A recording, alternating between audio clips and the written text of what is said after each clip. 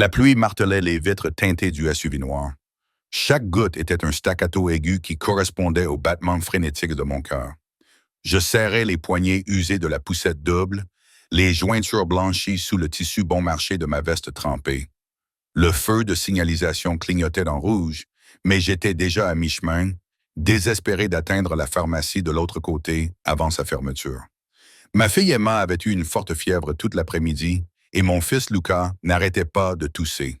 Ces sons humides et sifflants qui me serraient la poitrine de peur chaque fois que je les entendais.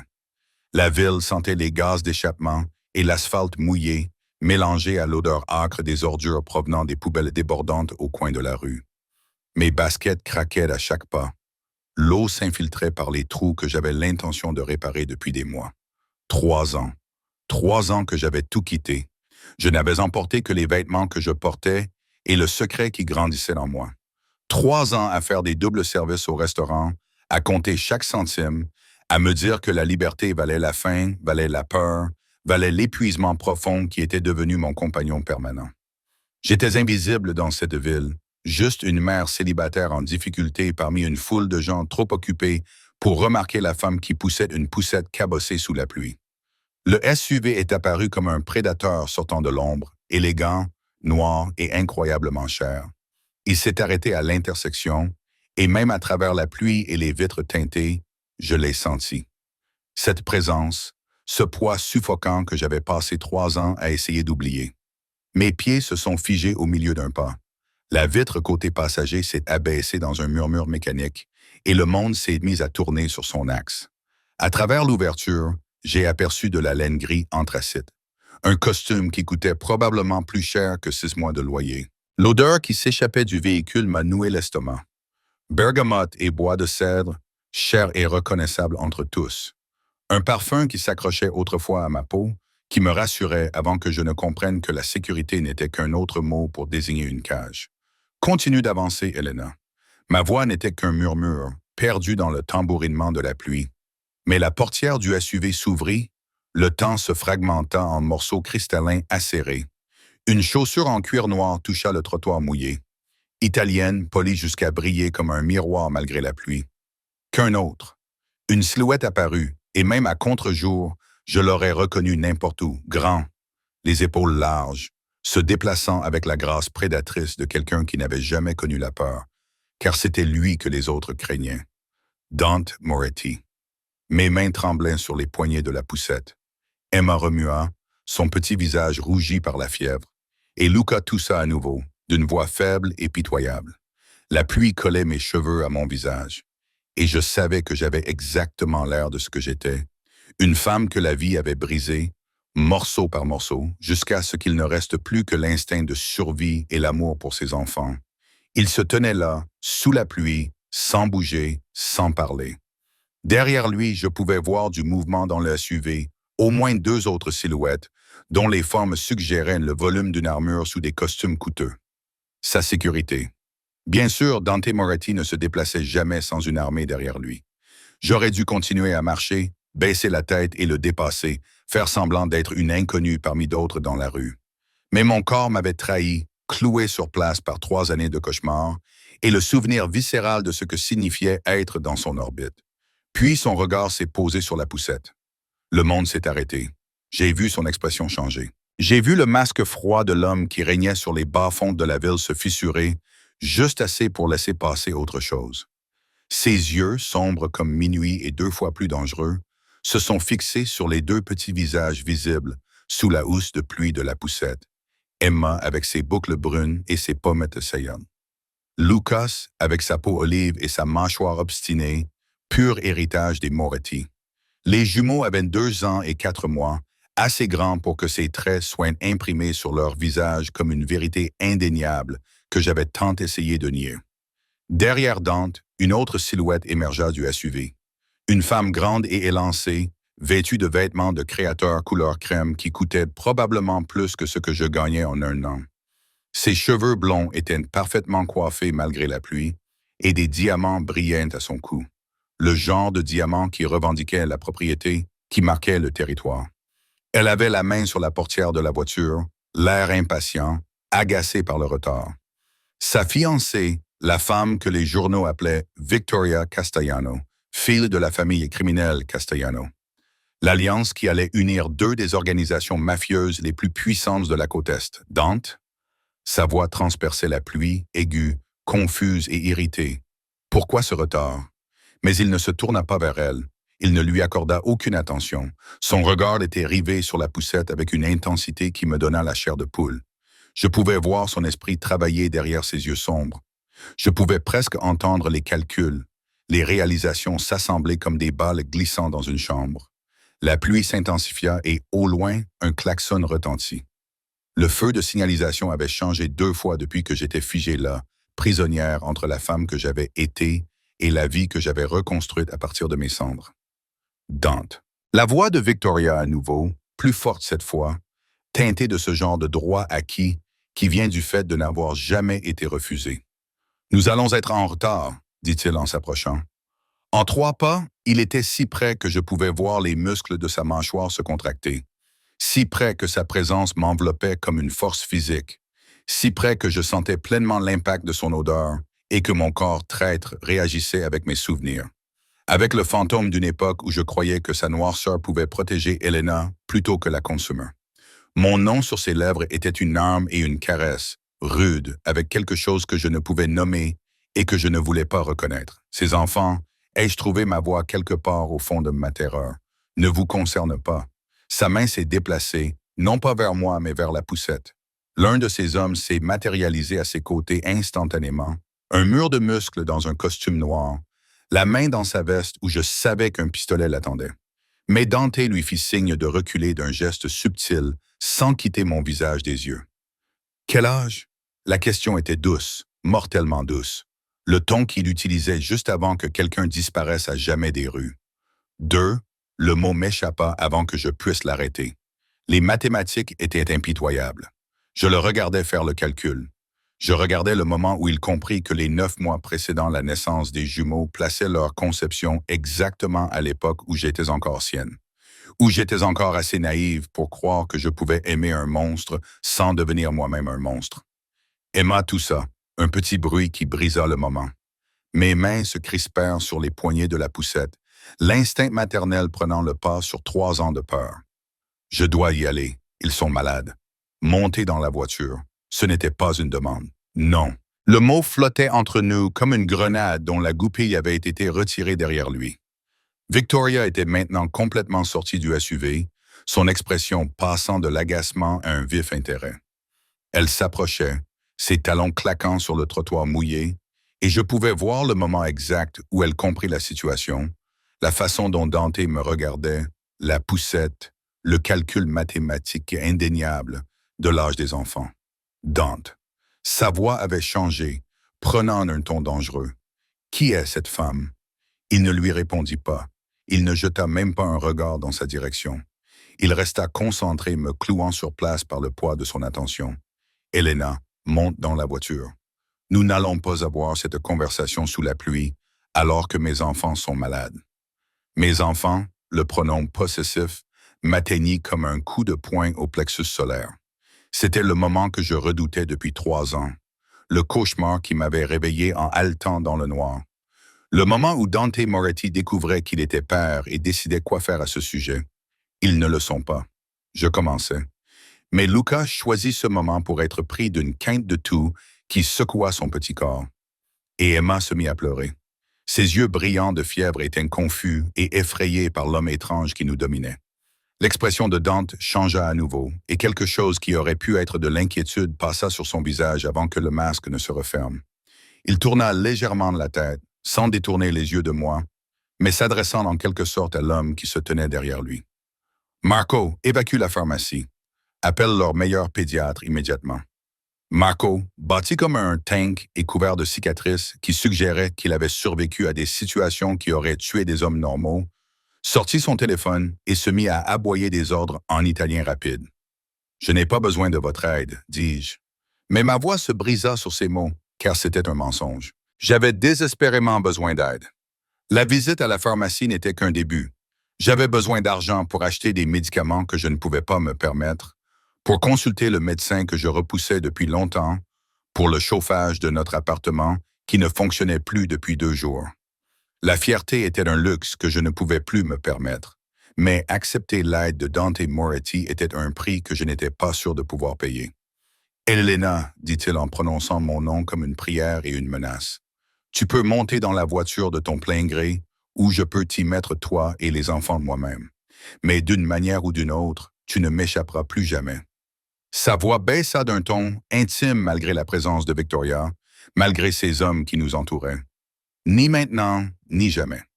La pluie continuait de tomber, emportant avec elle les 3 dernières années d'une distance soigneusement construite, d'une liberté durement acquise, de l'illusion que je pourrais un jour échapper véritablement à l'attraction gravitationnelle du monde de Dante Moretti. Victoria était maintenant assez proche pour que je puisse voir le calcul froid dans ses yeux bleus, la façon dont elle m'évaluait et me trouvait indigne, pauvre, débraillé, rien. Mais son regard s'est aiguisé lorsqu'elle a vu la poussette, lorsqu'elle a vu les traits indéniables des Moretti sur les visages de mes enfants. C'est elle. La voix de Victoria était de glace enveloppée de soie, celle qui s'est enfuie il y a 3 ans. Le mot m'a frappé comme une gifle, mais avant que je puisse répondre, Dante a réagi. Sa main a jailli et a attrapé le poignet de Victoria avec suffisamment de force pour la faire allaiter. Sa prise était visiblement douloureuse, même de là où je me tenais. « Choisis tes prochains mots avec beaucoup de prudence, » dit-il d'une voix si froide que je sentis Victoria frissonner, malgré son manteau coûteux. « Cette femme est la mère de mes enfants. La prochaine personne qui lui manquera de respect ne vivra pas assez longtemps pour le regretter. » La menace flottait dans l'air et je vis le moment où Victoria comprit que l'équilibre des pouvoirs avait irrévocablement basculé.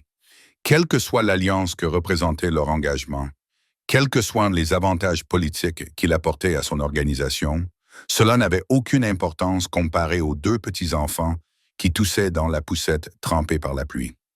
Il lâcha son poignet et se retourna vers moi. Et dans ses yeux, je vis la vérité que je fuyais depuis 3 ans. Dante Moretti ne lâchait jamais ce qui lui appartenait. Et que cela me plaise ou non, je venais d'être récupéré. La pharmacie était vide lorsque nous y entrâmes, ses néons éclairant cruellement ma peau trempée par la pluie. J'avais observé à travers les vitres teintées du SUV Marco et 2 autres hommes en costume sombre entrer simplement, parler brièvement au gérant, et en quelques minutes, tous les clients avaient été priés de sortir. Une affiche fermée pour maintenance d'urgence apparut sur la porte. La rapidité et l'efficacité de l'opération m'ont donné la nausée. C'était le monde de Dante, où l'argent et la peur pouvaient remodeler la réalité en quelques minutes.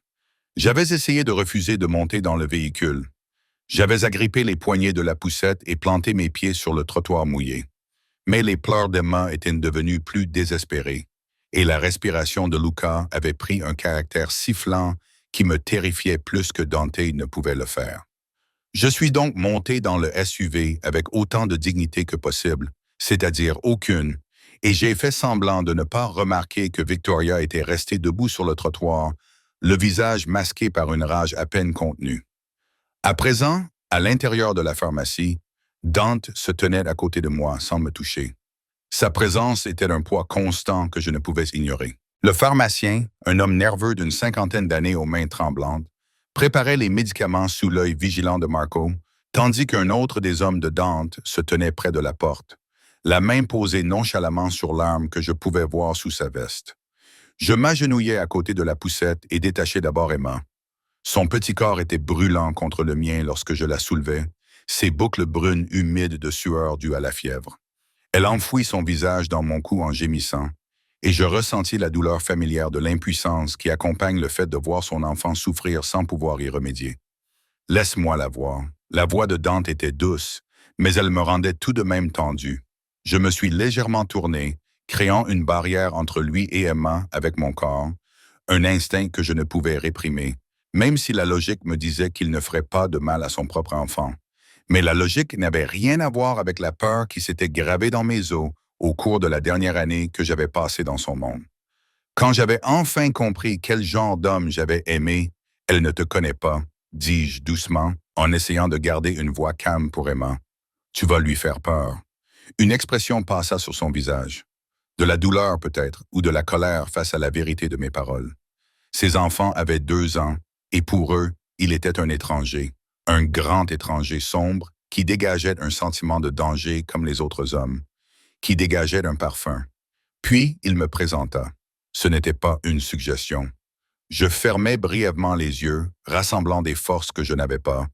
Emma bougea dans mes bras, ses yeux brillants de fièvre s'ouvrant pour regarder l'homme qui nous dominait.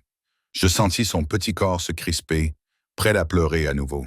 « Emma, ma chérie », murmurai-je en repoussant ses boucles humides de son front. « Voici Dante, il va t'aider à te sentir mieux. » Ce mensonge avait le goût de cendre sur ma langue. Il n'était pas là pour aider. Il était là parce qu'il avait découvert un secret qui changeait tout. Parce que Dante Moretti ne renonçait jamais à ce qu'il considérait comme sa propriété, et je venais de lui donner 2 raisons supplémentaires de ne jamais me laisser partir. Emma l'étudia avec cette intensité propre aux enfants, qui voient plus que ce que les adultes veulent bien leur révéler. Puis, à notre grande surprise à tous les deux, elle tendit sa petite main vers lui. « Chaud », murmura-t-elle. « Maman, chaud. » L'attitude de Dante changea complètement. Le dangereux seigneur du crime qui avait menacé sa fiancée au milieu de la rue disparut, remplacé par quelque chose que je ne reconnaissais pas, quelque chose de presque vulnérable. Il s'approcha lentement, comme s'il s'approchait d'un animal effrayé. Et sa main, la même main qui avait probablement signé des condamnations à mort, qui avait appuyé sur des gâchettes et brisé des os, se tendit avec une infinie douceur pour toucher le front d'Emma. Sa mâchoire se crispa. « Elle est brûlante. Où est ce fichu médecin? » Comme si elle avait été appelée, la porte de la pharmacie s'ouvrit et une femme d'une 40aine d'années entra, portant une trousse médicale noire. Elle portait des vêtements coûteux sous un imperméable de marque et son expression suggérait qu'elle était habituée aux appels nocturnes de hommes puissants. Marco avait dû l'appeler depuis la voiture. « Dr. Chen », dit Dante d'un ton qui ne souffrait aucune discussion.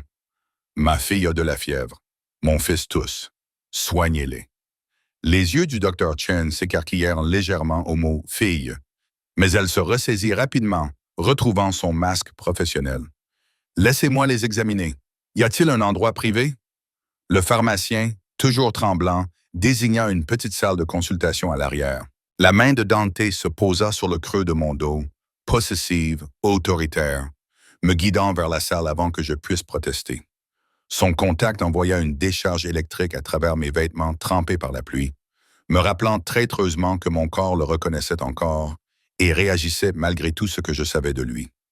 La salle de consultation était exiguë, à peine assez grande pour accueillir la table d'examen, une chaise et nous 4, moi, Dante, le docteur Chen et Marco qui montaient la garde à la porte. J'ai allongé Emma sur la table, puis j'ai sorti Luca de la poussette. Il était plus calme que sa sœur, mais sa respiration était difficile et la peur m'étreignait la gorge. Le docteur Chen travaillait efficacement, vérifiant les températures, écoutant les poumons, examinant les gorges d'un œil expert.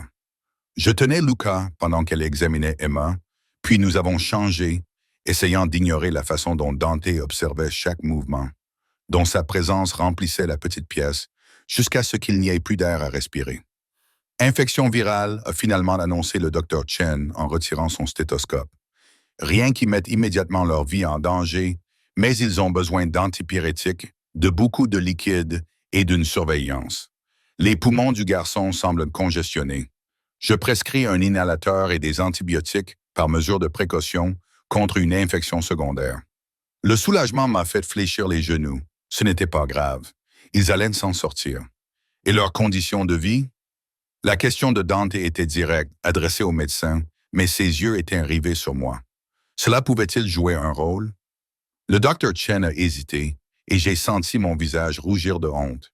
Elle avait vu les vêtements des enfants, usés, mais propres, bon marché, mais bien entretenus. Elle pouvait probablement deviner le reste. L'appartement froid, les repas irréguliers quand l'argent manquait, le stress qui me collait à la peau comme une seconde peau, une chaleur et une alimentation adéquate sont importantes pour la guérison, a-t-elle dit avec prudence, diplomatiquement. Et pour prévenir de futures infections, je m'occupe de mes enfants, ai-je dit d'une voix plus dure que je ne l'aurais voulu. J'étais fatigué, tellement fatigué d'être jugé, d'être trouvé insuffisante. Ils sont aimés, nourris et vivent dans la pauvreté. Les mots de Dante m'ont transpercé comme un couteau. Ne me mens pas, Elena. Je le vois. Les trous dans tes chaussures, la façon dont tu trembles. Et ce n'est pas seulement à cause de la pluie. Quand as-tu mangé un repas complet pour la dernière fois? J'avais envie de le frapper. J'avais envie de crier que c'était de sa faute, que j'avais dû choisir entre la cage de son monde et la liberté de la pauvreté, qu'il n'y avait pas de bon choix quand on aimait un monstre. Mais Emma me regardait avec ses yeux fiévreux, et Luca pleurnichait dans mes bras. Et m'effondrer était un luxe que je ne pouvais pas me permettre. Cela ne te regarde plus, ai-je répondu à la place d'une voix froide. Merci pour le médecin. Nous prendrons les médicaments et nous partirons. Partir où? Son ton était faussement doux, mais j'entendais l'acier qui se cachait derrière. Retourne dans le taudis où tu vivais. Retourne te tuer à la tâche pendant que mes enfants tombent malades à cause d'un chauffage insuffisant. C'est ma maison, ce sont mes enfants, et nous allons bien, ce sont aussi mes enfants. Les mots étaient calmes, mais ils frappaient avec la force d'un coup physique, et tu me les as cachés pendant plus de 2 ans. L'accusation planait entre nous, justifiée et terrible. Le Dr. Chen s'éclaircit la gorge, mal à l'aise en rassemblant son matériel. Je vais donner les ordonnances à votre pharmacien. Les enfants devraient commencer à se sentir mieux dans les 24 heures. Si la fièvre ne baisse pas ou si leur respiration empire, emmenez-les immédiatement à l'hôpital. Dante fit un signe de tête pour la congédier et elle s'enfuit, laissant Marco fermer la porte derrière elle. La pièce semblait plus petite que jamais, étouffante avec ses mots non dits et ses 3 années de secret. « Tu ne comprends pas, commençai-je, mais il m'interrompit. Alors explique. » Il s'approcha, sans me toucher, mais suffisamment près pour que je puisse sentir la chaleur de son corps. Je pouvais sentir l'odeur de bergamote et de bois de cèdre qui me rassurait autrefois. Explique pourquoi tu as disparu au milieu de la nuit. Explique pourquoi tu ne m'as jamais dit que tu étais enceinte. Explique pourquoi j'ai passé 3 ans à croire que tu étais morte pendant que tu élevais mes enfants dans la pauvreté. Sa voix s'est brisée sur le dernier mot, et j'ai réalisé avec stupéfaction que Dante Moretti, l'homme qui dirigeait le monde souterrain d'une main de fer, qui ne montrait jamais de faiblesse, était à la fois furieux et blessé. J'avais peur, ai-je murmuré, la vérité m'échappant avant que je puisse l'arrêter. De toi, de ce que tu étais devenu, de ce que leur ferait subir le fait de rester dans ton monde. Alors, tu as choisi ça à la place. Il fit un geste vers la pièce exiguë, vers la pauvreté que j'avais tant essayé de nier. Tu as choisi de te battre seul, de priver mes enfants plutôt que d'accepter ma protection. Ta protection a un prix que je n'étais pas prêt à payer. Et quel est-ce que... Je levai alors les yeux vers lui, croisant ses yeux sombres, qui m'avaient autrefois fait me sentir chéri et m'avaient ensuite fait me sentir possédé. Mon âme, ma liberté, tout ce qui fait de moi un être humain et non un simple objet de ta collection. Le silence qui suivit ne fut rompu que par la respiration haletante de Lucas et les petits gémissements d'Emma. Dante serra les mâchoires, ses mains se crispant et se décrispant à ses côtés, un signe que je me souvenais, un signe qu'il luttait pour garder le contrôle. « Je n'ai jamais essayé de te posséder, dit-il finalement, la voix rauque. Je t'aimais. Tu aimais l'idée que tu te faisais de moi. La version de moi qui souriait et était belle à ton bras et ne posait jamais de questions sur le sang sur tes chemises ou les cris que j'entendais provenant du sous-sol. Ma voix tremblait, mais je continuais. 3 ans de silence enfin brisé. Tu m'aimais comme on aime un tableau. Quelque chose de beau à posséder, à exposer, à garder à l'abri du monde. Ce n'est pas vrai. Il s'est interrompu et pendant un instant, j'ai vu quelque chose qui ressemblait à de l'incertitude passer sur son visage. Je t'ai protégé. Tu m'as étouffé. Et quand j'ai découvert que j'étais enceinte, j'ai déplacé Luca dans mes bras, son petit poids me rappelant tout ce qui était en jeu. Je savais que je devais choisir. Rester et les élever dans ton monde où la violence est normale et la moralité négociable. Où ils grandiraient en pensant que le pouvoir justifie tout, ou partir et leur donner une chance d'avoir quelque chose de mieux. De mieux? Son rire était amer. Tu appelles ça mieux? Vivre dans la pauvreté, travailler jusqu'à l'épuisement, mes enfants tombant malades parce que tu n'as pas les moyens de te chauffer correctement. C'est ça que tu as choisi? Oui. Le mot était ferme. Même si mes bras me faisaient mal à force de tenir Lucas, même si la fatigue brouillait ma vision, parce qu'au moins ici, ils apprenaient que les gens comptent plus que le pouvoir, que la gentillesse n'est pas une faiblesse, que l'amour ne s'accompagne pas de conditions, de contrats et de la menace constante de la violence. Dante me fixait, et dans son regard, je voyais une guerre se livrer entre l'homme qu'il était devenu et ce qui restait de la personne qu'il était avant que les affaires de la famille Moretti ne le consument entièrement. « Elena », dit-il finalement, et sa voix avait une intonation que je n'avais jamais entendue auparavant, quelque chose qui ressemblait presque à une supplication. « Je ne peux pas te laisser partir. Pas maintenant, sans savoir si j'ai des enfants qui ont besoin de moi. Besoin de toi? » Je secouais la tête. Ils ont besoin de nourriture, de chaleur et de sécurité. Ils ont besoin d'une mère qui ne regarde pas constamment par-dessus son épaule. Ils n'ont pas besoin d'un père qui résout les problèmes à coups de balles et de pots de vin. Ils ont besoin des deux. Il s'approcha et cette fois, il me toucha, une main caressant mon visage avec une douceur qui rappela à mon corps traître chaque moment où je l'avais aimé. Et que tu veuilles l'accepter ou non, tu as besoin de moi aussi. Combien de temps peux-tu tenir, Elena? Combien de temps avant que l'épuisement ne te rende malade? Avant que tu ne puisses plus travailler et que tu ne perdes même le peu que tu as. Son pouce caressa ma pommette, et je détestais que mes yeux brûlent de larmes que je refusais de verser. Il avait raison, et c'était le plus cruel. Je me noyais. Je me noyais depuis 3 ans. Je ne tenais à flot que grâce à ma fierté obstinée et à mon amour désespéré pour mes enfants. « Je ne redeviendrai pas ta prisonnière, » murmurai-je. « Alors ne le fais pas. » Son regard se posa sur le mien, intense, sombre, et plein d'une dangerosité indescriptible. Mais ne prive pas mes enfants de ce qu'ils méritent non plus. Laisse-moi les aider, Elena. Laisse-moi leur donner ce que tu ne peux pas leur donner. L'offre planait entre nous, tentante et terrible. Car je savais qu'accepter l'aide de Dante Moretti signifiait accepter des chaînes, même si elles étaient faites d'or. Cela signifiait revenir dans son orbite, où sa gravité m'attirerait de plus en plus près jusqu'à ce qu'il m'est à nouveau impossible de m'échapper. Mais Emma gémissait de douleur à cause de la fièvre. Lucas respirait bruyamment, et j'étais tellement fatigué d'être forte, d'être seule, de prétendre que je pouvais porter le poids du monde sur mes épaules sans m'effondrer. « Que voulez-vous » demandai-je, détestant le ton vaincu de ma voix. Son sourire était tranchant comme une lame. « Tout. Mais pour l'instant, je veux que vous et les enfants veniez chez moi. Ce soir, nous discuterons du reste demain. » Et si je refuse, sa main s'éloigna de mon visage, mais ses yeux restèrent rivés sur les miens. « Alors je demanderai à Marco de te ramener à ton appartement, et demain matin, tu découvriras que ton propriétaire a mystérieusement décidé de t'expulser. Ton employeur au restaurant aura soudainement des doutes sur tes performances.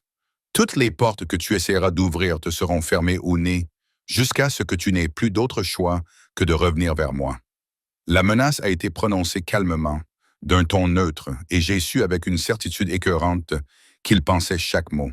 C'était Dante Moretti, l'homme qui possédait la moitié de la ville, qui pouvait remodeler la réalité d'un simple coup de fil, qui n'acceptait jamais la défaite. « Ce n'est pas un choix », ai-je dit d'une voix creuse. « C'est de la coercition, c'est la réalité. » Il recula, me laissant de l'espace, même si ses mots m'emprisonnaient plus sûrement que des chaînes. « J'ai passé 3 ans à croire que tu étais morte, Elena. 3 ans à te pleurer. Et maintenant, je découvre que tu es en vie, que tu as élevé mes enfants, que tu as souffert seul parce que tu étais trop fier ou trop effrayé pour demander de l'aide. Tu as fait ton choix il y a 3 ans. Maintenant, c'est mon tour. » La porte s'ouvrit et Marco entra, portant 2 sacs de pharmacie remplis de médicaments. Derrière lui, le pharmacien attendait anxieusement, probablement terrifié par ce dont il avait été témoin et désespéré de nous voir partir. « La voiture est prête, patron, » dit Marco, le visage impassible malgré ses cicatrices. Et j'ai envoyé des hommes à la résidence de Mademoiselle Castellano avec ses affaires et un message. Victoria, je l'avais presque oubliée, ainsi que ses fiançailles, qui avaient probablement volé en éclats dès que Dante avait découvert l'existence de ses enfants. J'aurais dû me sentir coupable, mais j'étais trop abasourdi, trop submergé par l'avalanche de changements qui avait détruit ma vie soigneusement construite en l'espace d'1 heure. Bien.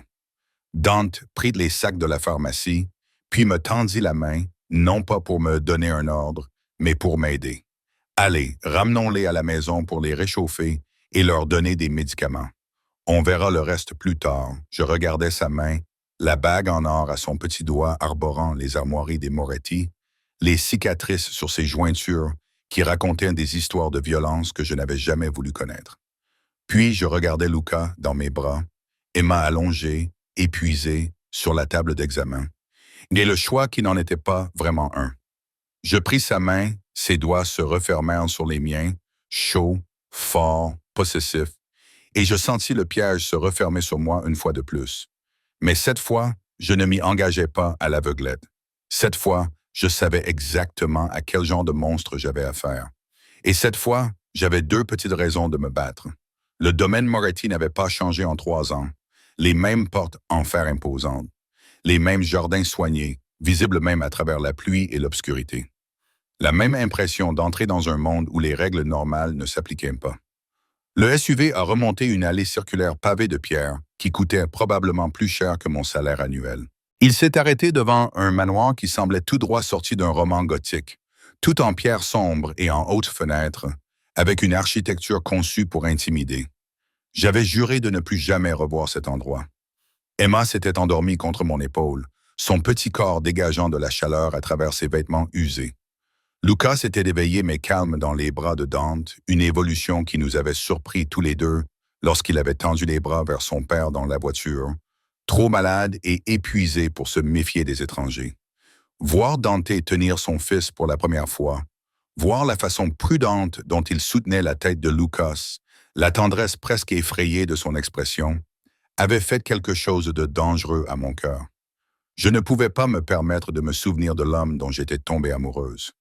Cet homme n'était qu'une illusion, un masque que le monstre portait quand cela lui convenait. Les portes d'entrée s'ouvrirent avant que nous les atteignions, et une femme d'une 60aine d'années apparut. Madame Chen, la gouvernante, le visage marqué par la surprise lorsqu'elle m'aperçut. Derrière elle, je pouvais voir les membres du personnel se rassembler, leurs expressions allant de la curiosité à une hostilité à peine dissimulée. La femme qui avait fui Dante Moretti, qui l'avait humilié en disparaissant, n'était pas quelqu'un qui serait facilement accueilli à son retour. « Préparez l'aile est », dit Dante sans ralentir le pas alors qu'il portait Luca à l'intérieur. 3 chambres communicantes, une pour Elena, une pour les enfants, une pour leur nounou. Je veux des humidificateurs dans la chambre des enfants, du linge propre, le chauffage réglé à 24 degrés et que le docteur Martinez soit disponible au cas où la fièvre s'aggraverait pendant la nuit. Madame Chen se remit rapidement de sa surprise, son professionnalisme prenant le dessus. Bien sûr, monsieur Moretti, souhaitez-vous que le dîner soit préparé pour Elena? Oui, tout ce qu'elle veut. Et du lait chaud pour les enfants, quelque chose de doux pour leur estomac. Il s'arrêta au pied d'un grand escalier et me regarda enfin. Qu'est-ce qu'ils aiment manger? La question était si banale, si normale, qu'elle semblait surréaliste venant d'un homme dont les ennemis avaient tendance à disparaître dans la rivière.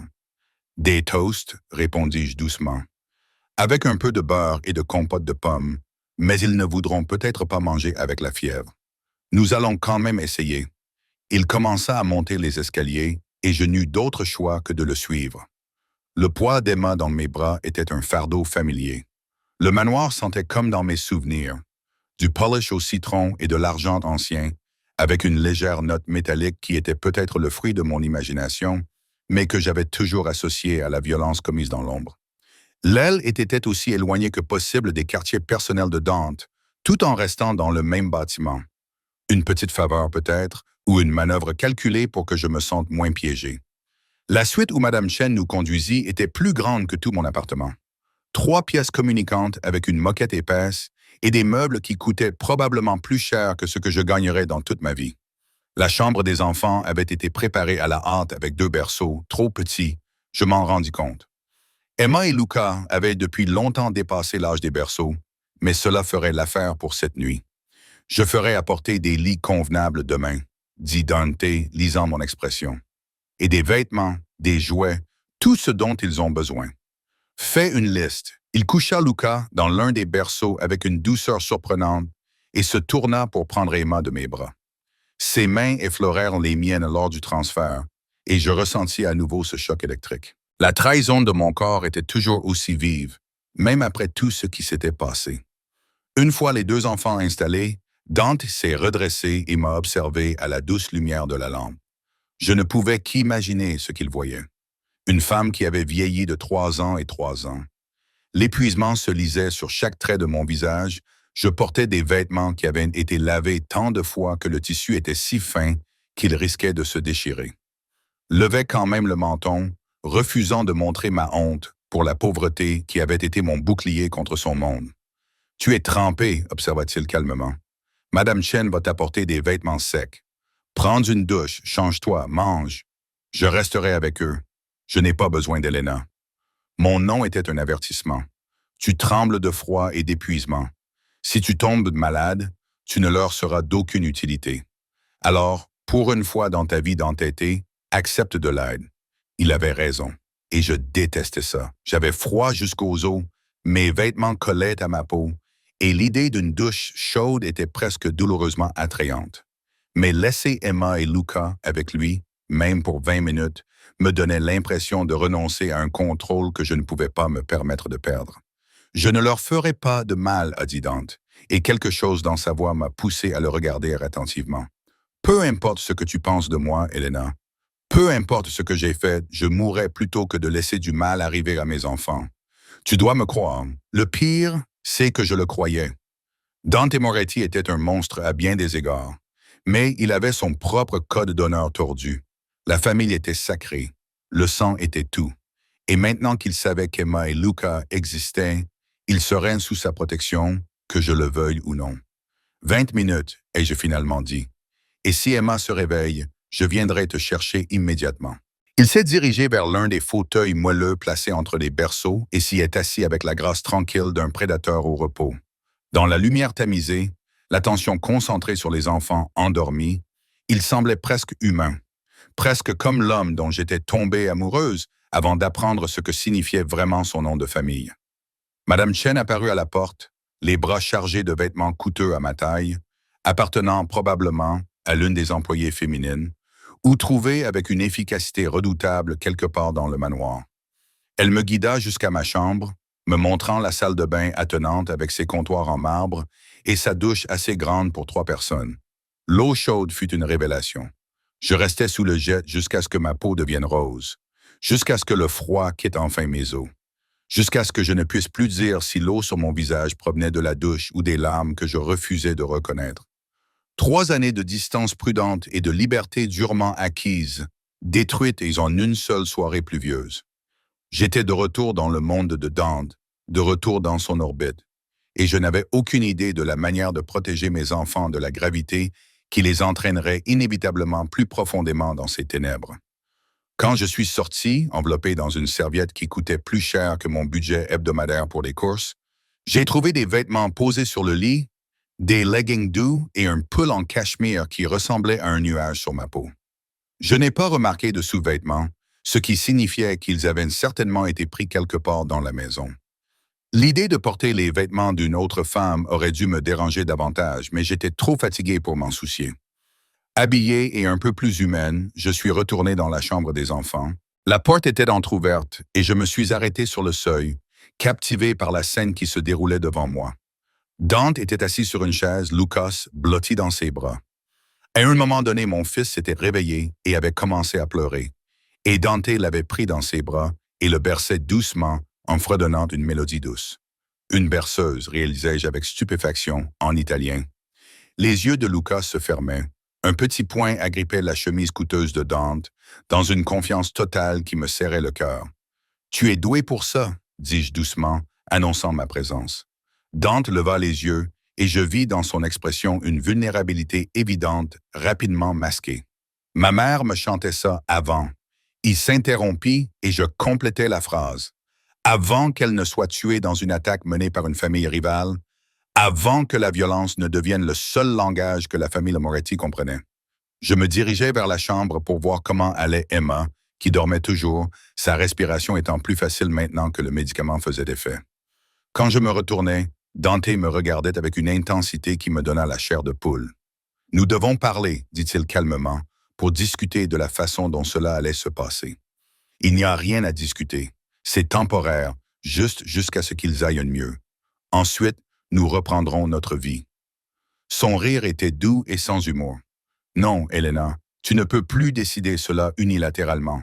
Ce sont mes enfants. J'ai des droits. Des droits? La colère monta en moi, brûlante et bienvenue après des heures de peur et de confusion. Tu veux parler de droits? Tu as renoncé à tous tes droits quand tu as choisi d'être un criminel. Quand tu as choisi la violence et le pouvoir plutôt que tout le reste. Je n'ai pas choisi cette vie. Je suis né dedans. Sa voix restait basse, par égard pour les enfants endormis. Mais j'entendais l'acier qui la sous-tendait. Et tout ce que j'ai fait, toutes les décisions que j'ai prises, c'était pour protéger ma famille, pour les garder en sécurité dans un monde qui nous détruirait s'il en avait l'occasion. Et ma sécurité à moi. Et la nuit où je t'ai entendu torturer quelqu'un dans le sous-sol, et les matins où je me réveillais et trouvais du sang sur tes vêtements, et vivre chaque jour en sachant de quoi l'homme que j'aimais était capable, je me suis arrêté, fermant les yeux pour chasser ces souvenirs. Je ne pouvais pas élever des enfants dans cet environnement. Je ne pouvais pas les laisser croire que c'était normal. Alors à la place, tu les as élevés dans la pauvreté, tu les as fait souffrir à cause de ta fierté. L'accusation m'a blessé, car une partie de moi s'était toujours demandé si j'avais fait le bon choix. Si l'appartement froid de mes enfants, leurs repas irréguliers et leurs inquiétudes constantes étaient vraiment préférables à la sécurité chaleureuse de la richesse de Dante, achetée avec de l'argent sale, au moins ils ont leur humanité, ai-je murmuré. Au moins, ils grandissent en apprenant que les gens ne sont pas jetables, que les problèmes ne peuvent pas être résolus par la violence, que leur mère s'est épuisée à la tâche et n'a toujours pas pu subvenir à leurs besoins fondamentaux. Dante s'est levé avec précaution, reposant Luca dans son berceau avec une aisance acquise par l'habitude. Puis il s'est tourné vers moi, face à moi, à la lumière de la lampe. Il avait tout à fait l'air de l'homme dangereux qu'il était. Je ne prétends pas que mon monde est parfait, Elena. Je ne prétends même pas que tu avais tort d'avoir peur, mais tu ne peux pas nier que je peux leur offrir plus. Une meilleure éducation, de meilleurs soins de santé, de meilleures opportunités. Tout sauf une boussole morale. Alors tu leur fourniras. Il s'est approché, sans me toucher, mais suffisamment près pour que je doive pencher la tête en arrière pour maintenir le contact visuel. Reste. Pas comme ma prisonnière, pas comme ma propriété, mais comme leur mère. Laisse-moi subvenir à leurs besoins, les protéger, leur offrir la vie qu'ils méritent. Et toi, tu leur enseigneras la moralité, l'humanité, toutes les valeurs qui, selon toi, me font défaut. Ça ne marche pas comme ça. Tu ne peux pas compartimenter. Ils verront qui tu es, ce que tu fais. Ils apprendront de ton exemple, alors je m'améliorerai. Les mots étaient calmes, intenses. Pour eux, je serai l'homme que tu pensais que j'étais quand tu es tombée amoureuse de moi. Cet homme n'a jamais existé, ai-je dit, mais ma voix manquait de conviction. Parce que parfois, dans des moments comme celui-ci, je voyais chez Dante des éclairs de quelque chose qui aurait pu être réel, quelque chose qui aurait pu être de l'amour avant d'être déformé par le pouvoir et la violence en possession. Peut-être pas, concéda-t-il, mais il pourrait exister si tu me donnes une raison d'essayer. L'offre flottait entre nous, à la fois tentante et terrifiante, parce que je pouvais l'imaginer, la vie qu'il décrivait. Emma et Luca grandissant avec tous les avantages, sans jamais souffrir de la faim, du froid ou de la peur. Moi, libéré de l'épuisement constant de la survie, capable d'être réellement présente pour mes enfants, au lieu de me tuer à la tâche pour subvenir à nos besoins essentiels. Tout ce que j'avais à faire était de me rendre, d'accepter la cage dorée et de faire semblant de ne pas voir le sang sur les barreaux. « Et Victoria ?» demandai-je, m'accrochant à la raison pratique, car l'émotion était trop dangereuse. « Ta fiancée, l'alliance avec la famille Castellano. » Quelque chose de froid passa sur le visage de Dante. « Cette fiançaillerie est terminée. Elle l'est depuis le moment où je t'ai revu. Les Castellano ne seront pas contents, mais ils ne sont pas assez stupides pour déclencher une guerre à cause de cela. Pas quand je suis prêt à les dédommager d'une autre manière. Juste comme ça, tu jettes une alliance politique pour mes enfants. » Sans hésiter, il tendit la main, attrapa une mèche de mes cheveux humides et la glissa derrière mon oreille. Ce geste était intime, familier, et je détestais la façon dont mon corps y réagissait.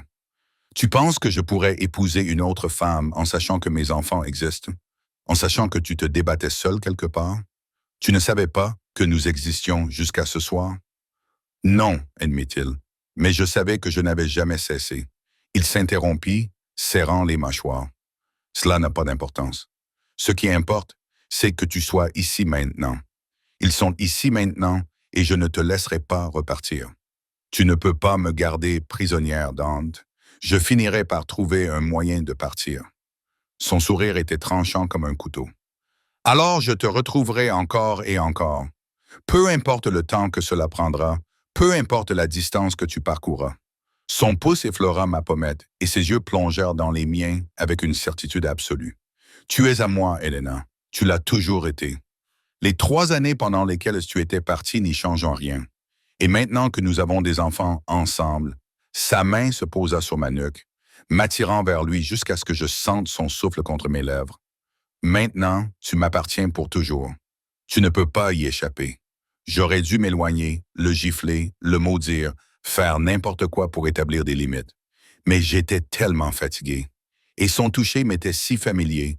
Et une partie traîtresse de moi voulait croire ses mensonges, voulait se rendre à l'illusion que l'amour pouvait coexister avec la violence, que la sécurité pouvait s'acheter avec de l'argent sale. « Je te déteste », murmurai-je. Mais ces mots manquaient de conviction. Non, ce n'est pas vrai. Ses lèvres effleuraient presque les miennes. Sa voix était un grondement grave que je sentais dans mes os. « Tu détestes ce que je suis, ce que je fais, le monde que je représente. Mais tu ne me détestes pas. Si c'était le cas, tu ne serais pas parti. Tu aurais simplement cessé de ressentir quoi que ce soit. » Il avait raison. Et c'était de la vérité la plus cruelle de toutes. J'avais aimé Dante Moretti désespérément, complètement, et une partie de moi l'aimait encore malgré tout. C'est pourquoi j'avais fui, car rester m'aurait détruite. Cela aurait transformé l'amour en quelque chose de toxique et de dévorant jusqu'à ce qu'il ne reste plus rien de la femme que j'étais. « Ça ne marchera pas, dis-je, mais je ne m'éloignais pas. Nous sommes trop différents. Nous voulons des choses différentes. Tu ne peux pas changer qui tu es et je ne ferai pas de compromis sur qui je suis. Alors nous trouverons un terrain d'entente. » Son front reposait contre le mien. Et pendant un instant, nous n'étions que 2 personnes debout à la lumière d'un lampadaire, pas un parrain de la mafia et la femme qui l'avait fui. Pour eux, nous trouverons une solution ensemble. Emma remua dans son berceau, poussant un petit gémissement de détresse. Instantanément, nous nous tournâmes tous les 2 vers elle, le charme se rompant. Je m'approchai d'elle et touchai son front. Il était encore chaud, mais pas brûlant comme auparavant. Le médicament faisait effet. « Tu devrais dormir, » dit Dante doucement. « Je resterai avec eux cette nuit. Si quelque chose change, je te réveillerai. » « Je ne peux pas, Helena. » Sa main sur mon épaule m'arrêta. « Tu es épuisé. Tu seras plus à même de t'occuper d'eux si tu te reposes. Fais-moi confiance pour une nuit. Juste une. » Je voulais refuser. Je voulais m'installer dans le fauteuil et continuer ma veille. Prouver que je n'avais pas besoin de lui, que je pouvais tout gérer seul. Mais mon corps réclamait du repos. Et le lit dans la pièce voisine m'appelait comme le chant des sirènes. Une nuit ai-je finalement accepté, mais demain, nous fixerons des limites, des règles. Cela ne veut pas dire que je reste définitivement. Son sourire suggérait qu'il savait mieux que moi, mais il ne discuta pas. Tout ce que vous avez besoin de vous dire pour vous sentir en contrôle. Je détestais à quel point il me connaissait bien, à quel point il pouvait facilement lire les peurs que j'essayais si fort de cacher. Mais j'étais trop fatigué pour me battre davantage ce soir-là. Je me suis donc retiré dans ma chambre et je me suis effondré sur le lit qui était plus doux que les nuages. Ma dernière pensée avant de m'endormir a été que j'avais commis une terrible erreur. Qu'accepter l'aide de Dante, même temporairement, revenait à reprendre le chemin que j'avais tant lutté pour quitter. Mais avec la fièvre d'Emma et la respiration difficile de Lucas qui résonnait encore dans mon esprit, avec le souvenir de 3 années de lutte, de peur et d'épuisement qui pesaient sur moi, je ne pouvais pas me résoudre à le regretter. Pas encore. Je me suis réveillé avec la lumière du soleil qui filtrait à travers les baies vitrées et la prise de conscience désorientante que j'avais dormi 12 heures d'affilée. Mon corps me faisait mal, comme après un épuisement si profond que même le repos ne peut l'effacer complètement. Mais pour la première fois en 3 ans, j'avais dormi sans me réveiller toutes les heures pour vérifier que les enfants allaient bien ou écouter les divers bruits alarmants de l'immeuble.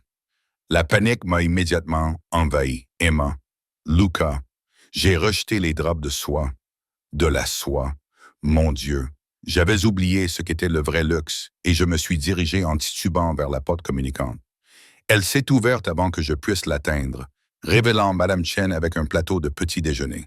« Les enfants vont bien, mademoiselle Helena ?» a-t-elle dit rapidement, lisant mon expression. Monsieur Moretti est avec eux. Ils se sont réveillés il y a 1 heure et leur fièvre est tombée. Le docteur Martinez les a examinés ce matin et a confirmé qu'ils se remettaient bien. Le soulagement me fit fléchir les genoux. Je dois les voir. Bien sûr, mais vous voudrez peut-être manger d'abord. Monsieur Moretti a insisté pour que je vous apporte le petit déjeuner. Le plateau contenait plus de nourriture que je n'en mangeais habituellement dans 2 jours. Des fruits frais, des viennoiseries, des œufs, du bacon, du café qui sentait divinement bon. Mon estomac a grogné traîtreusement, me rappelant que j'avais sauté le dîner la veille et que je n'avais probablement rien mangé d'autre que des crackers et bu que du café depuis 1 semaine. Je mangerai avec les enfants, ai-je dit en prenant le plateau et en me dirigeant vers la porte. La scène dans la chambre des enfants m'a arrêté net. Les berceaux avaient disparu, remplacés par 2 petits lits avec des barrières. Des jouets étaient éparpillés sur un nouveau tapis de jeu.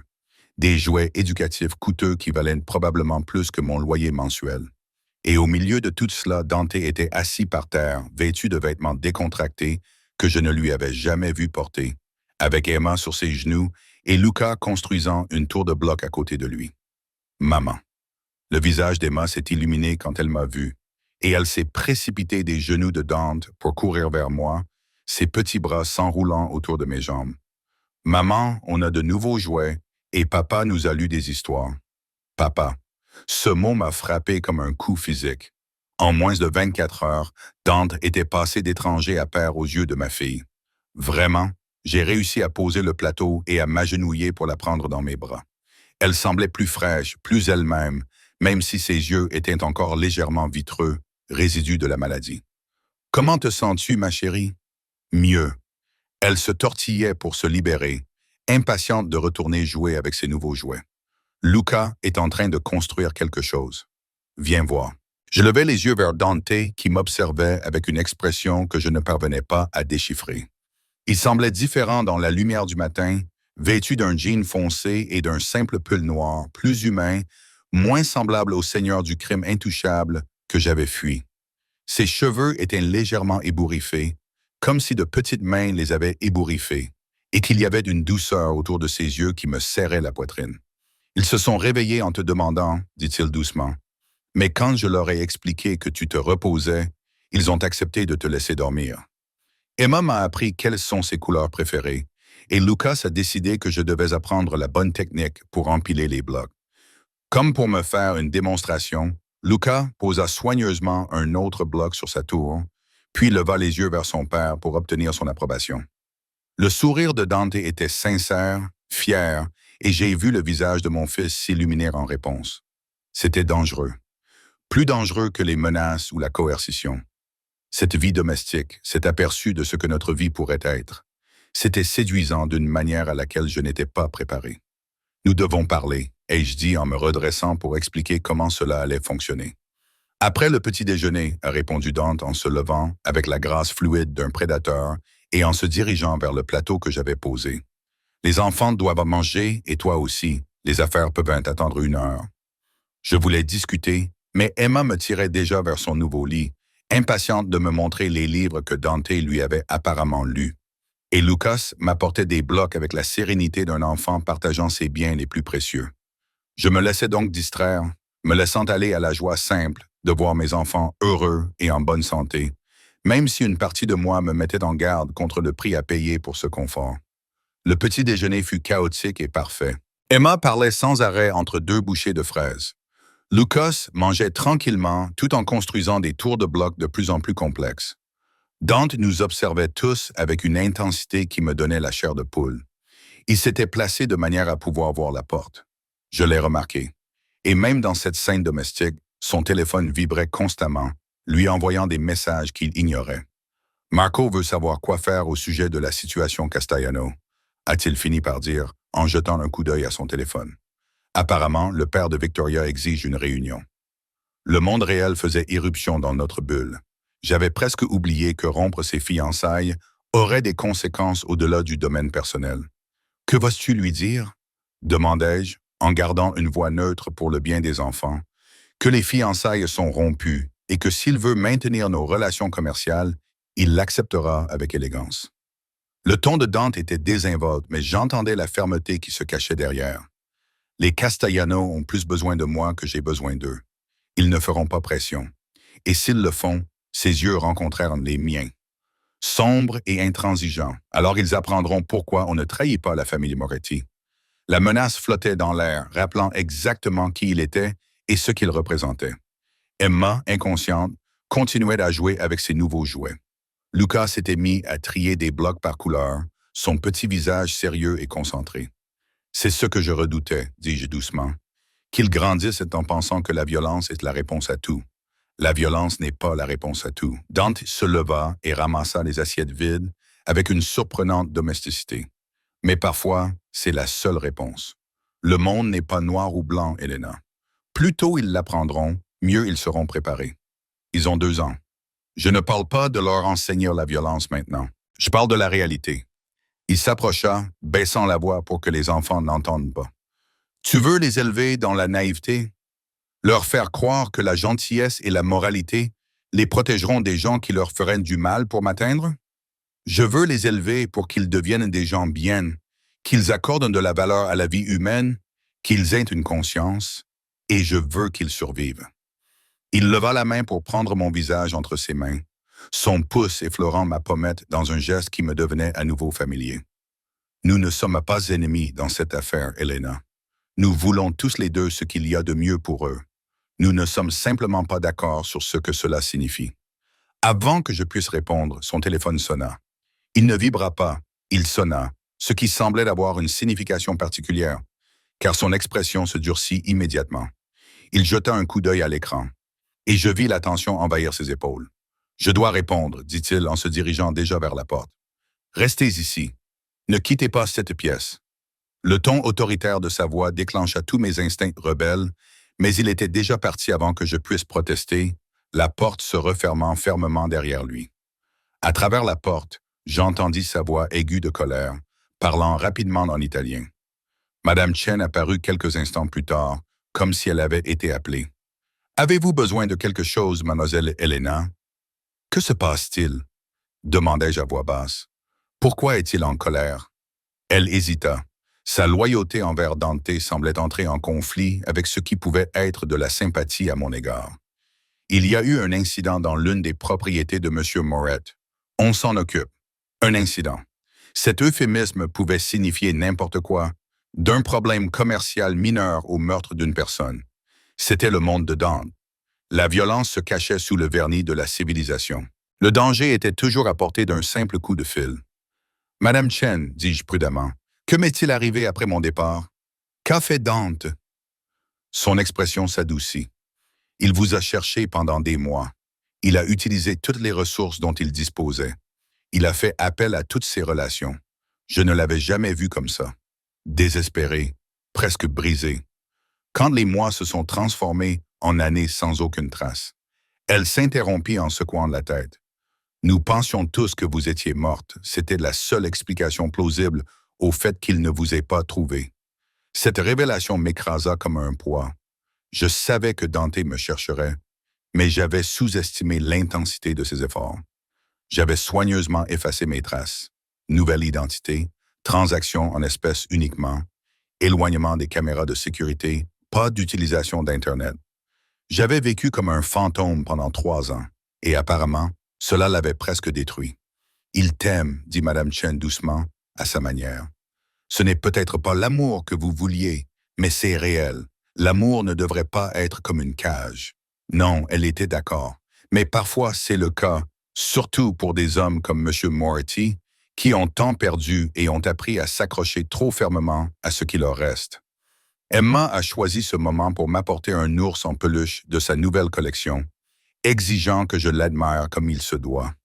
Je l'ai attiré sur mes genoux, respirant son parfum familier, celui du shampoing pour bébé et quelque chose qui n'appartenait qu'à elle, et j'ai essayé de ne pas penser à la rapidité avec laquelle elle acceptait cette nouvelle réalité. Les enfants s'adaptent facilement. C'est à la fois une bénédiction et une malédiction. Dante est revenu 20 minutes plus tard, le visage soigneusement neutre, mais les yeux encore assombris par l'incident auquel il avait dû faire face. J'ai remarqué qu'il avait changé de vêtements. Le pull décontracté avait été remplacé par une chemise et un pantalon, son armure contre le monde. « Je dois sortir », dit-il en croisant mon regard. « Une affaire qui requiert mon attention. Marco restera avec vous. Nous sommes donc prisonniers. Vous êtes protégés. » Il serra les mâchoires. « Il y a une différence. Pas de mon point de vue. » Il s'approcha, s'accroupissant pour être à la hauteur de mes yeux, tandis que j'étais assise par terre avec Emma. « Elena, j'ai besoin que tu comprennes quelque chose. À partir du moment où je t'ai revendiqué publiquement, toi et les enfants, à partir du moment où j'ai rompu mes fiançailles pour toi, vous êtes devenus des cibles. Mes ennemis chercheront la moindre faiblesse à exploiter. » Et sa main se leva pour caresser doucement les cheveux d'Emma. « Vous êtes toute la plus grande faiblesse que j'ai jamais eue. » Cette confession resta suspendue entre nous, vulnérable et honnête d'une manière que je n'avais pas prévue. C'était pour cela qu'il n'avait jamais voulu aimer personne.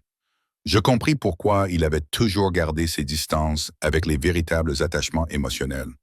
Parce que dans son monde, l'amour était un handicap. « Alors laissons-nous partir, dis-je.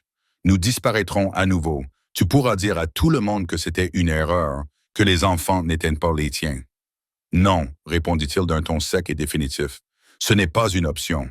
Ils sont à moi. Tu es à moi. Et tous ceux qui comptent le savent déjà. Fuir maintenant ne ferait que vous rendre plus vulnérables sans ma protection. » Il avait raison, et je détestais ça. En revenant ici, en acceptant son aide, même temporairement, j'avais peint des cibles dans le dos de chacun d'entre nous. La seule chose qui nous séparait désormais de ses ennemis était Dante lui-même. « Combien de temps ?» ai-je demandé doucement. « Combien de temps avant que nous soyons en sécurité ?» Son sourire était amer. « Défini en sécurité.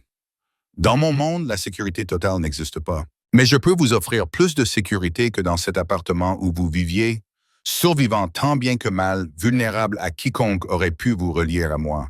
Personne ne savait qui j'étais. Vous ne le savez pas. Vous ne pouvez pas le savoir. » Sa main se posa sur mon visage, m'obligeant à le regarder dans les yeux. « Je me suis fait beaucoup d'ennemis, Elena. Certains d'entre eux sont très patients, très minutieux, s'ils t'avaient trouvé avant moi. » Il n'a pas fini sa phrase, mais j'ai vu la peur traverser son visage. Une peur viscérale qui l'a rapidement masquée. Emma bâilla contre mon épaule, encore en convalescence malgré la fin de la fièvre. Lucas s'était recroquevillé sur l'un des nouveaux lits, les yeux mi-clos.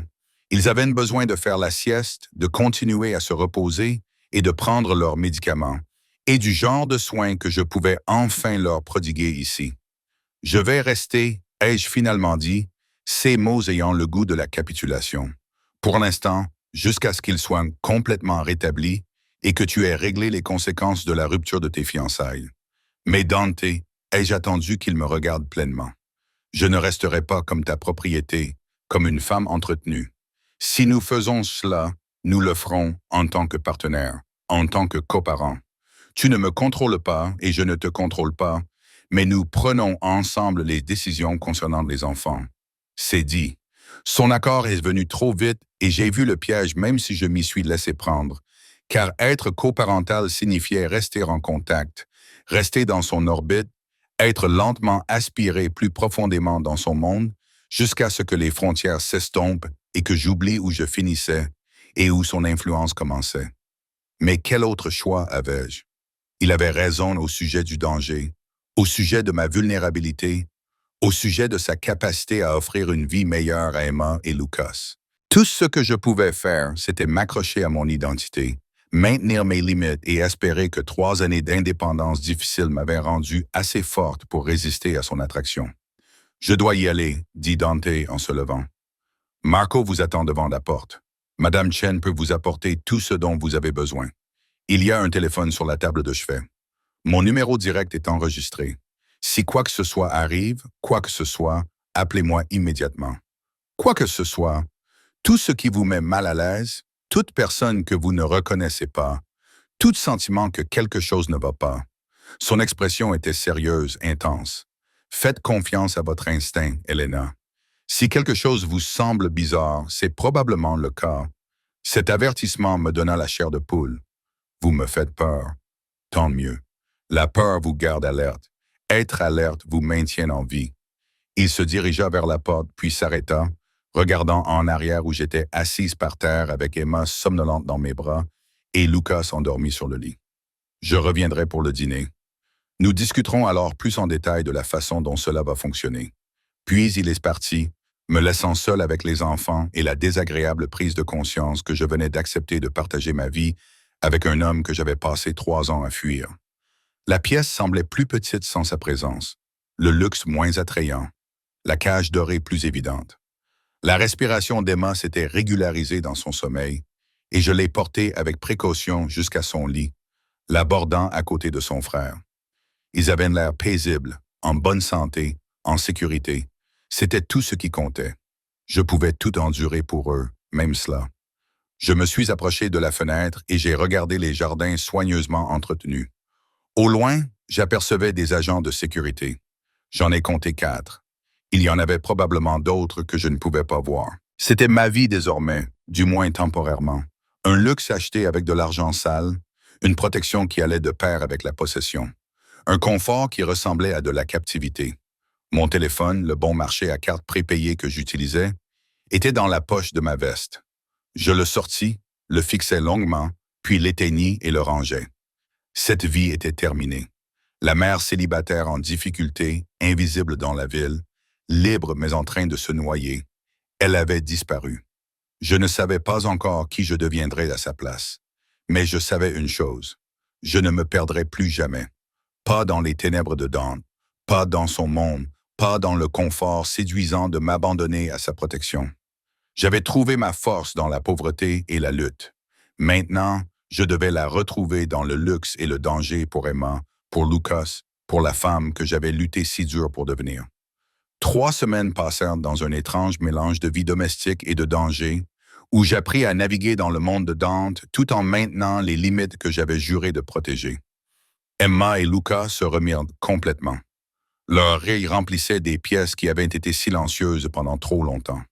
Ils s'épanouissaient sous l'attention non seulement de Dante, mais aussi de Madame Chen, qui les adorait, et même de Marco, dont le visage balafré s'adouciait chaque fois que Lucas lui apportait des blocs à admirer. Mais c'est la transformation de Dante qui m'a le plus déstabilisé. Il rentrait à la maison tous les soirs, quelle que soit la crise qui exigeait son attention. Il lisait des histoires avant de se coucher d'une voix grave qui donnait même à Goodnight Moon un ton dangereux et sacré.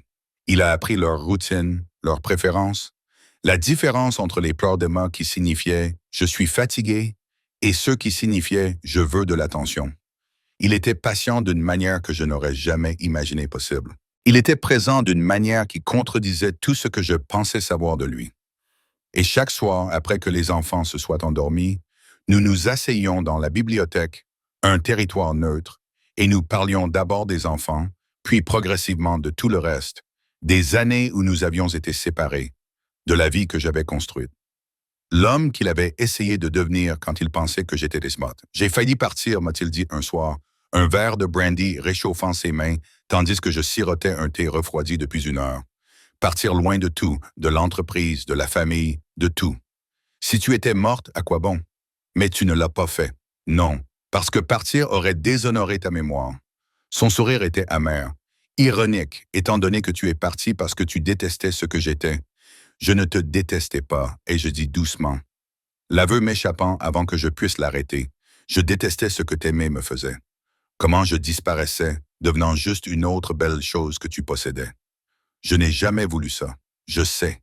Et je le sais maintenant. Mais vouloir et faire sont 2 choses différentes. Tu m'aimais de la seule façon que tu connaissais.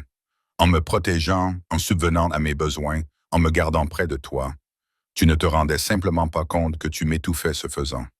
Il resta silencieux pendant un long moment, fixant son verre. Et maintenant, est-ce que je t'étouffe? Je réfléchis honnêtement à la question. Les 3 dernières semaines n'avaient rien à voir avec ce à quoi je m'attendais. Oui, il y avait des gardes partout.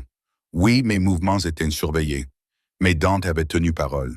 Il ne me contrôlait pas, ne dictait pas mes choix, ne me traitait pas comme sa propriété. Quand j'avais insisté pour emmener les enfants au parc, il avait assigné des gardes discrets, mais nous avait laissé partir. Quand j'avais voulu inscrire Emma à un cours de musique, il avait fait en sorte que cela se fasse sans prendre la décision à ma place. Non, J'admets que tu fais des efforts. Je le vois bien. J'ai peur, dit-il soudainement, ses yeux rencontrant les miens avec une honnêteté brute. Chaque fois qu'ils sont hors de ma vue, j'ai peur. Chaque voiture qui passe trop près, chaque inconnu qui les regarde 2 fois, chaque appel téléphonique de Marco. Je pense que ça y est. C'est là que je vais les perdre. Te perdre. La vulnérabilité dans sa voix a brisé quelque chose dans ma poitrine. Dante, je sais que c'est irrationnel. Je sais que j'ai la meilleure sécurité que l'argent puisse acheter, mais la peur ne répond pas à la logique. Il posa son verre et se pencha en avant, les coudes sur les genoux. Tu m'as demandé une fois pourquoi j'étais devenu ce que je suis, pourquoi j'avais choisi cette vie. Tu as dit que tu étais né dedans. C'est vrai, mais j'aurais pu m'en aller comme certains le font. Prendre l'argent et disparaître. Mener une vie normale, dit-il en serrant les mâchoires. Je suis resté parce que la nuit où ma mère a été tuée, j'avais 8 ans et je me cachais dans un placard. J'ai tout entendu. Ses cris, les coupes de feu, les supplications de mon père, et je n'ai rien fait.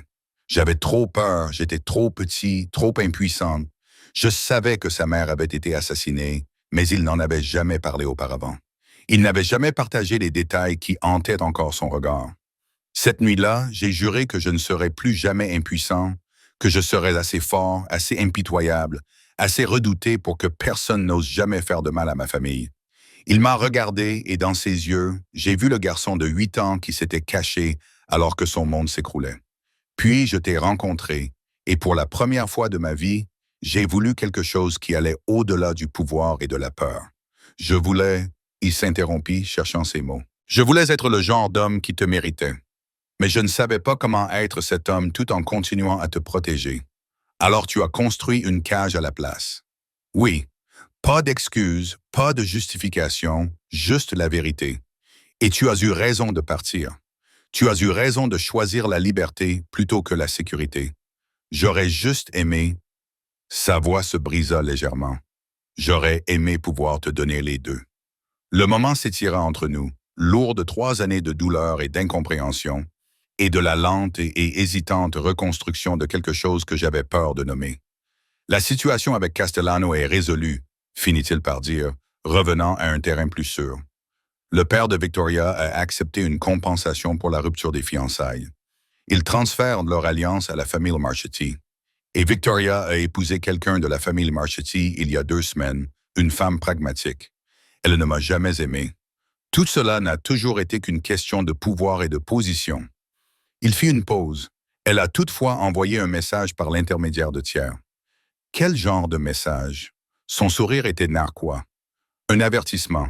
Tu ferais mieux de me rendre heureuse, sinon elle trouvera un moyen de te faire regretter de lui avoir volé sa position. Un frisson me parcourut l'échine. Est-ce une menace? Non. La certitude de Dante était absolue. Elle est assez intelligente pour savoir que te menacer équivaut à une condamnation à mort. Ce n'était qu'une posture, une façon de préserver sa fierté. J'ai clairement fait savoir par les voies appropriées que vous et les enfants êtes intouchables. Quiconque vous fera du mal subira des conséquences qui feront passer la mort pour une bénédiction. La désinvolture avec laquelle il parlait d'une telle violence aurait dû me répugner. Il y a 1 mois, cela aurait été le cas. Mais maintenant, avec Emma et Luca endormis à l'étage, sachant combien de personnes seraient prêtes à leur faire du mal pour nuire à Dante, je ressentais une terrible gratitude pour sa cruauté. Je suis en train de changer, dis-je doucement.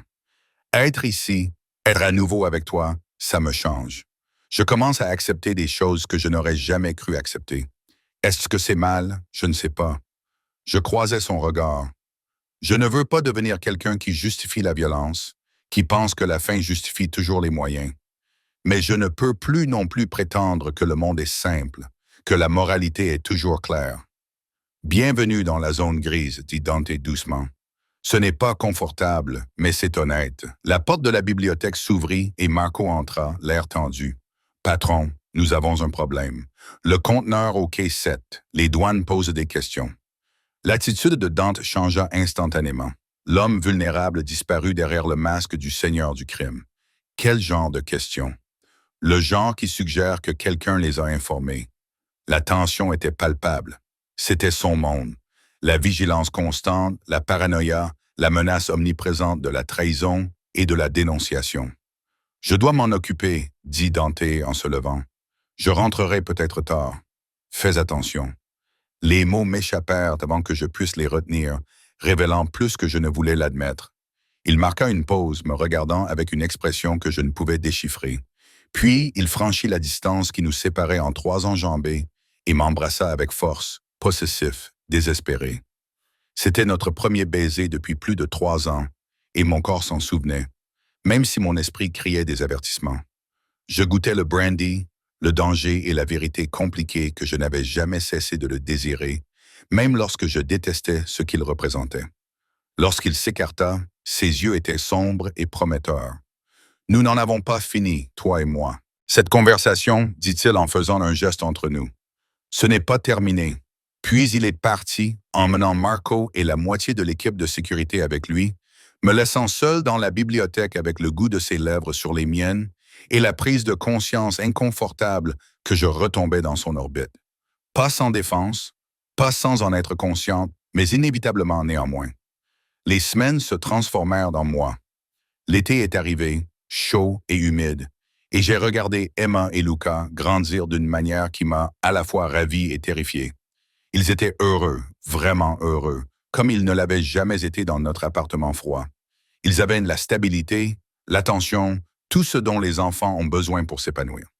Et Dante a tenu ses promesses. Il ne m'a pas contrôlé, ne m'a pas enfermé, n'a pas essayé de me transformer en quelque chose de docile et de décoratif.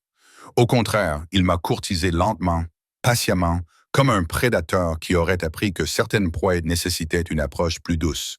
Des dîners dans des restaurants où il avait réservé toute la salle pour que je ne me sente pas exposé. Des promenades dans le jardin pendant la sieste des enfants, où il me racontait sa journée et écoutait la mienne. De petits cadeaux qui montraient qu'il était attentif. Un livre, car j'avais mentionné que je voulais du matériel artistique, lui ayant dit que je peignais autrefois. Une plante de jade, car j'avais dit que cela me manquait d'avoir quelque chose de vert à entretenir. Il était attentionné avec moi comme il ne l'avait jamais été auparavant. Patient lorsque je m'éloignais, compréhensif lorsque j'avais besoin d'espace. Présent, mais sans être envahissant. C'était séduisant. Cette nouvelle version de Dante Moretti, celle qui avait tiré les leçons de ses erreurs passées, qui essayait sincèrement de s'améliorer. Mais je n'ai jamais oublié de quoi il était capable. Les nuits où il rentrait à la maison avec du sang sur ses poignets, pensant que je ne le remarquais pas. Les appels téléphoniques qu'il prenait en italien, d'une voix froide et définitive. La façon dont les gens le regardaient avec crainte, même s'il lui témoignait du respect, il restait un monstre. C'était juste un monstre qui aimait ses enfants et qui apprenait à aimer leur mère sans la consumer. 6 mois après cette nuit pluvieuse au passage piéton, je me tenais dans la chambre d'enfant, regardant Emma et Luca dormir. Ils avaient désormais des lits pour tout petits, décorés de leurs couleurs et personnages préférés. Ils avaient l'air paisibles, en sécurité, aimés, tout ce que je voulais pour eux quand je m'étais enfui. Réalisé grâce à l'homme que je fuyais. Tu réfléchis trop. La voix de Dante venait de l'embrasure de la porte. Elle était basse et intime. Je pouvais l'entendre depuis le bout du couloir. Je me suis tourné vers lui. Il était en chemise, la cravate défaite, l'air fatigué mais satisfait, plus humain que monstrueux dans la douce lumière de la lampe. Je réfléchissais à mes choix, ai-je dit doucement, à la façon dont, il y a 3 ans, j'avais choisi la liberté plutôt que la sécurité, et maintenant, je choisissais les deux d'une certaine manière. Vraiment? Il s'est approché, sans me toucher, mais suffisamment près pour que je sente sa chaleur. Où attends-tu toujours que le couperet tombe? Toujours convaincu que c'est temporaire, n'est-ce pas? Je remettais en question cette vie domestique, cette version de toi qui lit des histoires avant de dormir et embrasse les genoux écorchés. Combien de temps avant que le vrai Dante Moretti ne revienne? Celui qui résout les problèmes par la violence et ne comprend pas pourquoi je sursaute. Il n'est jamais parti. Elena, sa main s'est levée pour me caresser le visage, son pouce traçant le contour de ma pommette dans un geste qui m'était redevenu familier. Je suis les 2 hommes, le père qui aime ses enfants et le criminel qui les protège au prix de son sang si nécessaire. Tu ne peux pas les séparer. Ils sont la même personne. Je sais que cet aveu te fait mal. C'est ce qui me tourmente parce que j'adore te voir avec eux. J'adore te voir être douce et patiente et tout ce que je n'aurais jamais cru que tu pouvais être, Mais je sais aussi ce que tu as fait la semaine dernière à l'homme qui a essayé de te voler. L'expression de Dante s'est durcie. Il a trahi la famille. Il y a des conséquences à cela. Il avait aussi des enfants. Une femme qui est maintenant veuve. Il aurait dû y penser avant de me voler. Aucun remords, aucune culpabilité, juste le pragmatisme froid qui était au cœur de son être. Dans mon monde, la loyauté est primordiale. La trahison ne peut être tolérée, et c'est ce que je ne peux accepter. Cette cruauté manichéenne. Alors ne l'accepte pas. Son autre main se leva, encadrant mon visage entre ses paumes. Continue à me défier. Continue à être ma conscience. Continue à me rappeler qu'il existe une autre façon d'être humain. Mais ne me demande pas d'être faible. Elena, ne me demande pas de laisser les menaces qui pèsent sur ma famille sans réponse juste pour préserver une certaine pureté morale. Je ne demande pas de pureté morale. Je demande de la proportionnalité, de la clémence quand elle est justifiée. Et quand est-elle justifiée? Ses yeux cherchèrent les miens. Quand quelqu'un menace mes enfants, quand ils se mettent en danger. Où est la limite, Elena? Je n'avais pas de réponse. C'était le problème avec les zones d'ombre. Plus rien n'était simple. Je ne sais pas, ai-je admis, mais je pense que nous trouverons la réponse ensemble. Je te pousse vers la clémence. Tu me tires vers le réalisme. Et quelque part entre les deux, nous trouverons quelque chose qui fonctionne. Un compromis. Son sourire était doux. Je peux m'en accommoder. Il m'embrassa alors, lentement et profondément, différemment de ce baiser désespéré d'il y a quelques mois. C'était une promesse, un commencement, la reconnaissance que nous étions en train de construire quelque chose de nouveau à partir des cendres de ce que nous avions été. Quand il s'est retiré, son front s'est posé contre le mien. « Épouse-moi. » J'ai ri, même si cela ressemblait plus à un sanglot. « Tu es fou. » Probablement, mais je suis sérieux. Il a reculé suffisamment pour me regarder dans les yeux. Pas parce que je veux te posséder ou t'enfermer, ni même à cause des enfants, même si Dieu sait que je veux qu'ils aient 2 parents pleinement engagés. Mais parce que je t'aime, Elena. Je t'aimais il y a 3 ans et je t'aime aujourd'hui. Et je t'aimerai encore dans 3 ans quand tu te disputeras toujours avec moi au sujet de la réponse proportionnée et de la complexité morale. L'amour ne suffit pas. Non, il était d'accord, mais c'est un début. Et nous avons déjà prouvé que nous pouvions coexister. Nous avons construit quelque chose ici au cours des 6 derniers mois. Quelque chose de réel, il avait raison. Contre toute attente, contre tous les instincts qui me poussaient à fuir, nous avions construit une famille. Désordonnée, compliquée, moralement ambiguë, mais néanmoins réelle. J'ai besoin de temps, ai-je dit, pour y réfléchir, pour être sûr. Prends tout le temps dont tu as besoin. Sa main a glissé pour s'entrelacer avec la mienne. Je ne vais nulle part, toi non plus. Nous avons le reste de notre vie pour y réfléchir. Cette présomption aurait dû m'agacer. Au lieu de cela, j'ai ressenti quelque chose qui ressemblait à du soulagement, car il avait raison. Je n'irai nulle part. Non pas parce que j'étais piégé, mais parce que j'avais choisi de rester, choisi cette vie compliquée, dangereuse et magnifique que nous construisions ensemble. D'accord, ai-je dit doucement. Repose-moi la question dans 6 mois si nous avons survécu sans nous entretuer. Je dirais oui. Son sourire était éclatant, transformant son visage de dangereux à ravageur. Défi accepté. Plus tard, bien plus tard, allongé dans mon lit, toujours séparé de celui de Dante, maintenant cette frontière, même si les autres s'estompaient, je pensais à la femme que j'étais il y a 3 ans. Elle avait été assez courageuse pour s'enfuir, assez forte pour survivre seule, assez féroce pour protéger ses enfants à tout prix. J'étais toujours cette femme, mais j'étais aussi quelqu'un de nouveau. Quelqu'un qui avait appris que la force pouvait coexister avec le compromis, que l'amour pouvait survivre dans les zones grises, que parfois, le bon choix était celui qui amenait votre cœur et votre conscience à conclure une trêve difficile. Emma et Luca grandiraient en connaissant les 2 mondes. Celui que je représentais, avec son accent sur l'empathie et la moralité, et celui que Dante représentait, avec son pragmatisme dur et sa cruauté protectrice. Peut-être que cela faisait de moi une mauvaise mère, incapable de les protéger de sa noirceur. Ou peut-être que cela faisait de moi une mère réaliste, qui les préparait à un monde qui n'était jamais aussi simple que je l'aurais voulu.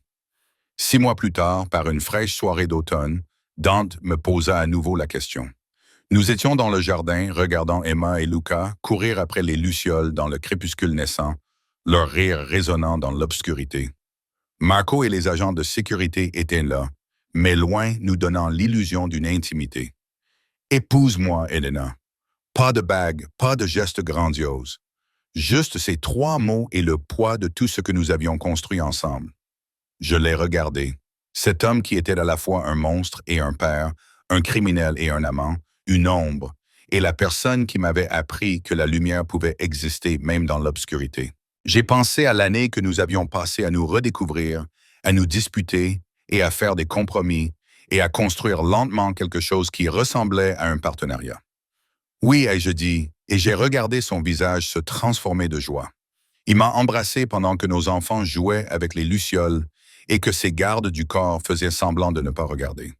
Alors que le monde que nous avions construit ensemble s'installait dans quelque chose qui ressemblait presque à la paix.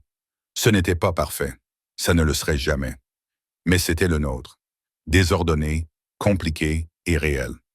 Cette nuit-là, après que les enfants se soient endormis, Dante m'a fait l'amour pour la première fois depuis plus de 3 ans. C'était différent d'avant. Moins une question de possession, plus une question de partenariat. Il m'a touché comme si j'étais précieuse mais pas fragile, désirée mais pas possédée. Et quand je me suis endormi dans ses bras, partageant enfin son lit, j'ai ressenti quelque chose que je croyais perdu à jamais. Un sentiment d'appartenance. Le mariage était intime, en petit comité, avec seulement la famille et quelques amis proches. Emma était la demoiselle d'honneur. Lucas portait les alliances. Aucun d'eux ne comprenait pourquoi maman pleurait alors qu'elle souriait. Madame Chen pleurait ouvertement. Même le visage marqué de cicatrices de Marco s'était adouci, laissant entrevoir ce qui aurait pu être un sourire. Dante a promis de m'aimer, de me protéger et de ne plus jamais m'enfermer. J'ai promis de l'aimer, de le mettre au défi et de ne plus jamais m'enfuir. C'était une des promesses que nous allions probablement rompre et renouveler 1000 fois au fil des ans, mais elle constituait aussi une base, quelque chose de solide sur lequel s'appuyer, même lorsque tout le reste changeait. 5 ans plus tard, je me tenais dans le même jardin, regardant Emma et Lucas, âgés maintenant de 7 ans, jouer avec leur petite sœur Sophia. Dante était à mes côtés, sa main chaude dans la mienne, sa présence une constante en laquelle j'avais appris à avoir à nouveau confiance. « Des regrets ?» demanda-t-il doucement, la question qu'il posait chaque année à notre anniversaire. Je pensais à la femme que j'avais été, luttant seule dans cet appartement froid. Je pensais aux compromis que j'avais faits, à la flexibilité morale que j'avais développée, aux changements que j'avais opérés pour m'adapter à son monde tout en conservant mon identité profonde. Un seul, répondis-je honnêtement. Je n'avais pas suffisamment confiance en toi pour essayer cela 3 ans plus tôt, que j'ai perdu du temps à fuir alors que nous aurions pu construire cela ensemble. Tu avais besoin de fuir, dit-il, me surprenant par sa compréhension. Tu avais besoin de te prouver que tu pouvais survivre sans moi, que tu avais une force indépendante de ma protection. Sinon, tu n'aurais jamais cru que tu restais par choix. Il avait raison. J'avais besoin de ces 3 années de lutte pour devenir quelqu'un d'assez fort pour me tenir à ses côtés en tant qu'égal plutôt qu'en tant que possession. Je t'aime, ai-je dit. Les mots me venaient plus facilement qu'il y a 1 an. Monstre et homme, père et criminel, tout cela. Je t'aime aussi. Il m'a serré contre lui et m'a embrassé sur la tempe. Conscience et défi, mère et partenaire, tout cela. Sophia a éclaté de rire lorsque Luca l'a fait tournoyer et Emma nous a appelés pour que nous regardions sa roue. Nos enfants, en sécurité, aimés, grandissant dans un monde compliqué, mais qui était le leur. Ils devraient naviguer dans les zones d'ombre que nous avions créées, concilier la noirceur de leur père et la lumière de leur mère. Mais ils le feraient ensemble, en famille. Et cela pensais-je en regardant Dante prendre Sophia dans ses bras, tandis qu'Emma et Luca réclamaient autant d'attention, valaient tous les compromis, toutes les complexités morales, tous les moments d'incertitude. Nous avions construit quelque chose de réel à partir de circonstances impossibles. Quelque chose qui ressemblait à de l'amour, qui avait le goût de la famille et qui avait la saveur d'un bonheur difficile. Ce n'était pas la vie que j'avais imaginée pour moi-même, mais c'était la vie que j'avais choisie encore et encore, jour après jour, et cela faisait toute la différence. La pluie avait cessé depuis des années, mais nous avions enfin trouvé le chemin de la maison.